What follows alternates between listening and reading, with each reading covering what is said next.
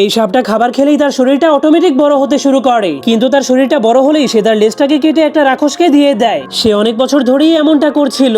এরপর একদিন দুইটা সাপ একজন আরেকজনকে ভালোবেসে ফেলে, যার ফলে কয়েকদিন পর তারা 3টা ডিম পেড়ে দেয়। এরপর একদিন যখন রাক্ষসটা আবারও তাদের লেজটাকে নেওয়ার জন্য আসে, তখন ছেলে সাপটা তার লেজের পরিবর্তে একটা ডিম সেই রাক্ষসকে দিয়ে দেয়, যার কারণে মেয়ে সাপটা অনেক রেগে ছেলে সাপটাকে সেখান থেকে তাড়িয়ে দেয়। এজন্য মেয়ে সাপটা সেই দুইটা বাচ্চাকে একা একাই বড় করতে শুরু করে। কিন্তু পরের বার রাক্ষসটা আবারও তাদের কাছ থেকে লেজ নিতে আসলে তাদের উপর অনেক রেগে যায়, আর তাদেরকে বলে তোমরা 3জন শুধুমাত্র একটা লেজ দিয়েছো কেন। এজন্য মা সাপটা তার বাচ্চাদেরকে বাঁচানোর জন্য তার পুরো বডিটাকে কেটে দিয়ে দেয়। এরপর থেকে মা সাপটা তার বাচ্চাগুলোকে বাঁচানোর জন্য অনেক পরিশ্রম করতে শুরু করে, যাতে করে তার বাচ্চাগুলোর লেজ সে একাই দিতে পারে। কিন্তু এভাবে সে বেশি দিন টিকতে পারেনি, যার কারণে তার 3টা বাচ্চার মধ্যে শুধুমাত্র একটা বাচ্চাই বেঁচে যায়। এরপর একদিন সে বড় হয়ে একটা পাইথনের কঙ্কাল খুঁজে বের করে, যা দেখার পর সে বুঝতে পারে সেই রাক্ষসটা বড় সাপদেরকে অনেক ভয় পায়। এজন্য সে ছোট সাপেদের কাছ থেকে তাদের লেজ কেটে নিতে শুরু করে, যাতে করে তারা কখনোই বড় হতে না পারে। এরপর সেই সাপটা তার বন্ধুদেরকে নিয়ে সেই রাক্ষসটার কাছ থেকে প্রতিশোধ নেওয়ার সিদ্ধান্ত নেয়। এজন্য রাক্ষসটা পরের বার তাদের লেজ নিতে আসলেই তারা সবাই মিলে সেই রাক্ষসটার হাতে কামড়ে দেয়, কিন্তু তখন সেই সাপগুলোর দাঁতে বিষ ছিল না।